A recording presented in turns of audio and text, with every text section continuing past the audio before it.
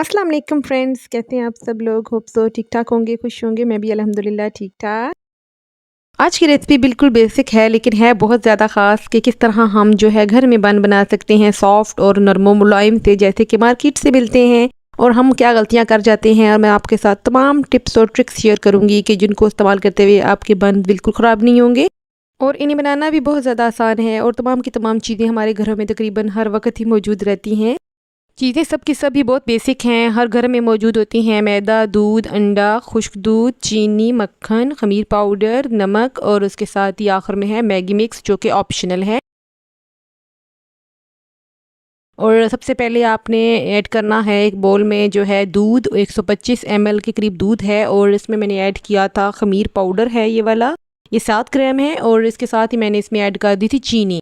चीनी जो है इसके बारे में बताती चलूँ कि ये मैंने 60 ग्राम ऐड की थी। और अगर आप जो है सॉल्टी बन बना रही हैं तो आपने इसको जो है क्वांटिटी को कट कर लेना है हाफ में, और आपने 30 ग्राम ऐड करना है। और अगर आप कम भी कर सकते हैं, चीनी को 15 ग्राम तक कर सकते हैं। अगर आपने और ज़्यादा जो है स्वीटनेस जो है बहुत ज़्यादा नहीं लेनी है तो आपने 15 ग्राम तक चीनी आप डाल सकते हैं और सॉल्टी बन बन जाएंगे आपके, जो कि आपके पैटीज़ के साथ सर्व होंगे। जो सॉल्टी बन होते हैं पैटीज़ वगैरह के साथ होते हैं, तो आप इस तरह से उसको बना सकते हैं। बेसिक रेसिपी जो है एक ही होती है, उसमें जो है डिफरेंट थोड़ा सा जो चेंजेस करके आप इसको जो है डिफरेंट तरीक़ों से बना सकते हैं। अब मैंने जो है ड्राई इंग्रेडिएंट को एक बोल में डालना शुरू किया था। इसमें डाला था मैंने मैदा जो है 275 ग्राम के करीब, और इसमें मैंने ऐड किया था खुश्क दूध 15 ग्राम, और इसके साथ ही मैंने इसमें जो है नमक 3 ग्राम मैंने ऐड किया था, और उसके साथ ही मैंने इसको मिक्स कर लिया था। और लास्ट में मैंने इसमें डाला था मैगी मिक्स, और ये जो है ऑप्शनल है। इसे डालने से जो है ब्रेड इम्प्रूवर होता है किस्म का ये, तो इससे ब्रेड बहुत अच्छी बनती है और इतना महंगा भी नहीं है, बिल्कुल इजीली अवेलेबल है मार्केट्स में, पाकिस्तान में ख़ास तौर पे। और ब्रेड जो है बहुत जालदार बनती है इसको डालने से। और लास्ट में मैंने जो है ड्राई इंग्रेडिएंट्स में जो है वेट जो मिक्सचर है वो डाल के मैंने अच्छे से मिक्स कर लिया था ताकि अच्छे से मिक्स हो जाए। और कुछ चीज़ें जो हैं मुश्किल नहीं होती हैं, बस ट्रिकी होती हैं, और सेम यही हिसाब बन का है। और ये बहुत ज़्यादा मुश्किल नहीं है, बस ट्रिकी हैं, थोड़े से ट्रिक्स बहुत ज़्यादा इनमें होती हैं जिनका ख्याल रखा जाए तो बहुत ही अच्छे बनते हैं। सेम आटे वाली रोटी का हिसाब होता है, जिस तरह हम रोटी पकाते हैं तो जितना अच्छा उसका आटा गूंदा हुआ होता है उतनी अच्छी रोटी बनती है। सेम हिसाब यही इधर भी है, जितना अच्छा आप इसका आटा गूंदेंगे उतनी ही अच्छे आपके जो हैं बंस आपके फूलेंगे, आपके जो है सॉफ्टनेस उनमें आएगी, और उतने ही अच्छे वो जो जाल वाले बनेंगे। और इस स्टेज पे मैंने इसमें जो है एग ऐड कर दिया था, और इसी को मैं चमचे से अभी तक मिक्स कर रही थी, क्योंकि अभी तक मुझे जो है इसे हाथ से गुंदाई की ज़रूरत की पेश नहीं आई थी, क्योंकि जब तक ये काम चल सकता था तो मैंने चलाया।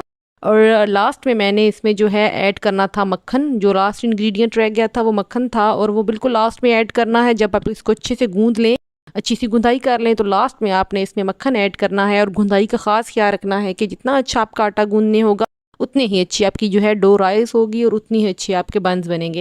अच्छे से गूंदने के बाद मैंने इसमें जो है 40 ग्राम बटर ऐड किया था, और जो है मक्खन है वो मैंने माइक्रोवेव में रख के थोड़ा सा मेल्ट कर लिया था, और उसको भी अच्छे से इसमें जो है गूंद लेना है कि ये एक जान हो जाए और अच्छे से इसमें मिक्स हो जाए और लैदा लैदा से नज़र ना आए।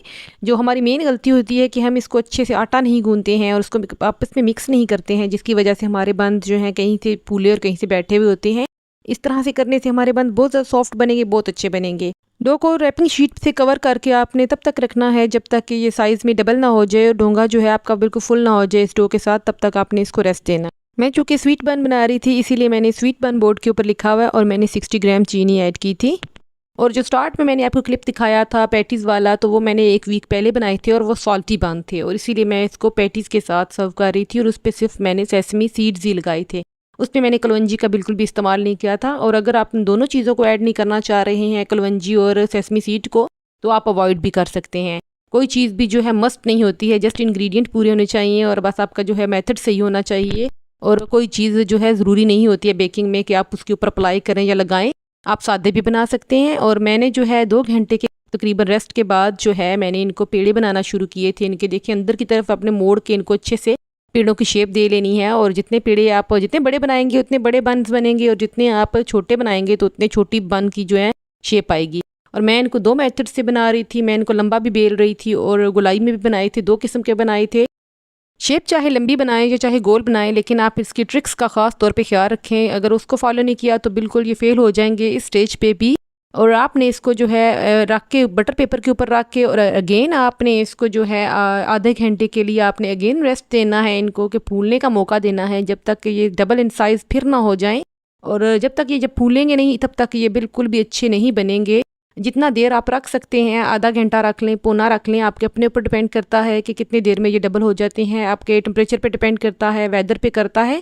اور اس سٹیج پہ آپ نے اس کے اوپر انڈے کی زردی اور اس میں دودھ ایڈ کر کے رکھ لینا ہے، تھوڑا سا دودھ اور انڈے کی زردی مکس کر کے رکھنی ہے، اور اس کے اوپر جو ہے برش کی مدد سے لگانا ہے، اور بہت سافٹ ہینڈ سے آپ نے ان کے اوپر یہ مکسچر لگانا ہے، کیونکہ اس کے اندر اچھی خاصی ایئر آ گئی ہے، اور ذرا سا بھی زور سے لگانے سے اس کے اندر سے جو ہے ایئر ریلیز ہو جائے گی، اور اباند آپ کے بالکل اس سٹیج پہ بھی خراب ہو سکتے ہیں، تو بہت زیادہ خیال رکھنا ہے۔ اور لاسٹ میں سیسمی سیڈ اور میں نے کلونجی اوپر ڈال دی تھی، اور ان کو جو ہے 15 منٹ کے لیے 170 سینٹی گریڈ پہ میں نے اوون میں رکھا تھا، اور نکلتے ساتھ ہی میں نے ان کے اوپر جو ہے آئل والا برش کیا تھا، اور آپ نے بھی بالکل اسی طرح سے کرنا ہے، آئل والا برش آپ اوپر کر دینا ہے، اس سے جو اس سے شائن آ جائے گی، اور دوسرا اس میں سافٹنس بہت زیادہ آ جائے گی۔ آپ ایک دفعہ ہی بنا کے رکھ لیں، اور فریج میں اچھے سے کسی ایئر ٹائٹ بیگ میں ڈال کے رکھ سکتے ہیں، اور ایک ویک جو ہے ایزیلی آپ کے چل جاتے ہیں یہ۔ اور بس ٹرکس کا خیال رکھنا ہوتا ہے آپ نے اس میں، جو لاسٹ ٹرک ہے خاص طور پہ جو ہی بنا کے اسی وقت آپ نے اوون میں بالکل بھی نہیں ڈالنا ہے بلکہ ریسٹ دینی ہے۔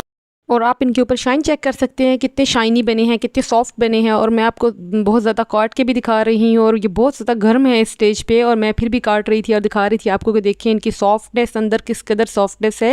اور ایک دفعہ ہی بنائیں، اور آپ فریج میں ایزیلی آپ اس کو سٹور کر سکتے ہیں، جس طرح بریڈ وغیرہ رکھتے ہیں جو ایزیلی ایک ویک تک یہ چل جاتے ہیں فریج میں۔